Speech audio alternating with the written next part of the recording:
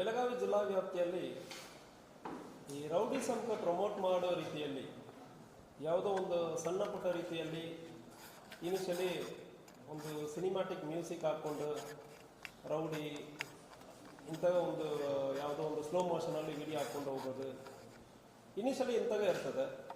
So ಇದು ಪ್ರಚೋದನೆ, ರೌಡಿಸಂಗೆ ಪ್ರಚೋದನೆ ಮಾಡ್ತದೆ. ಹೆಂಗೆ ಮಾಡ್ತದೆ ಅಂದರೆ, ಒಂದು ಯಾವುದೇ ಒಂದು ಹುಡುಗರ ಇನಿಷಿಯಲಿ ಇಂತಾಗ ಒಂದು ಸಿನಿಮಾ ನೋಡಿಬಿಟ್ಟು ರೌಡಿ ನಾವು ಟಗರ್ ಇಂತೆಲ್ಲ ಮಾಡಿಕೊಂಡು ಒಂದು ಚಾಕ್ ಇಟ್ಕೊಂಡು ಫೋಟೋ ಪೋಸ್ಟ್ ಕೊಡೋದು, ಬರ್ತ್ಡೇ ಕೇಕನ್ನು ತಲ್ವಾರಲ್ಲಿ ಕಟ್ ಮಾಡೋದು, ಮತ್ತು ಒಂದು 10 ಹುಡುಗರ ಸೇರಿಕೊಂಡು ವಿಡಿಯೋ ಫೋಟೋ ಇದೆಲ್ಲ ಹಾಕಿ ಇದು ಒಂದು ಸೋಷಿಯಲ್ ಮೀಡಿಯಾನಲ್ಲಿ ವೈರಲ್ ಆಗೋ ಸಂದರ್ಭದಲ್ಲಿ ಅವರೇ ನಾವು ಏನೋ ರೌಡಿ ಆಗಿ ಬಿಟ್ಟಿದೆ ಅಂದರೆ ಅವರಿಗೆ ಕಳಿಸಿ ಬಂದ್ಬಿಡ್ತದೆ.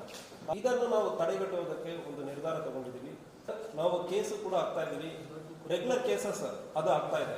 ಆದರೆ ಇದನ್ನು ತಡೆಗಟ್ಟುವ ಉದ್ದೇಶ ಇಂಪಾರ್ಟೆಂಟ್ ಇರ್ತದೆ. ತಡೆಗಟ್ಟುವುದು ಸಂಪೂರ್ಣವಾಗಿ ಬೆಳಗಾವಿ ಜಿಲ್ಲೆಯಲ್ಲಿ ಇಂತಹ ರೌಡಿಸಂ ಬಗ್ಗೆ ಯಾವುದೇ ಇರಬಾರದು.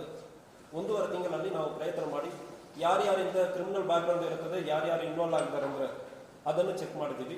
ಜೊತೆಗೆ ಮಡ್ಕಾ ಬುಕ್ಕೀಸ್ ಮತ್ತು ಪ್ರಾಸ್ಟಿಟ್ಯೂಷನಲ್ಲಿ ಇನ್ವಾಲ್ವ್ ಆಗುವವರು ಮತ್ತು ಬಾಡಿಲಿ ಅಫೆನ್ಸ್, ಗಂಭೀರವಾದ ಕೊಲೆ ಪ್ರಯತ್ನ, ಕೊಲೆ ಮಾಡಿರೋರು, ಗಂಭೀರವಾದ ಗಾಯ ಮಾಡಿರೋರು, ಇಂಥವರೆಲ್ಲ ಟಾರ್ಗೆಟ್ ಮಾಡಿ ಗಡಿಪಾರು ಮಾಡೋದಕ್ಕೆ ಲಾಸ್ಟ್ ಇಯರಲ್ಲಿ ನಮಗೆ ಪೊಲೀಸರಿಗೆ ಈ ಪವರನ್ನು ಕೊಡಲಾಗಿದೆ.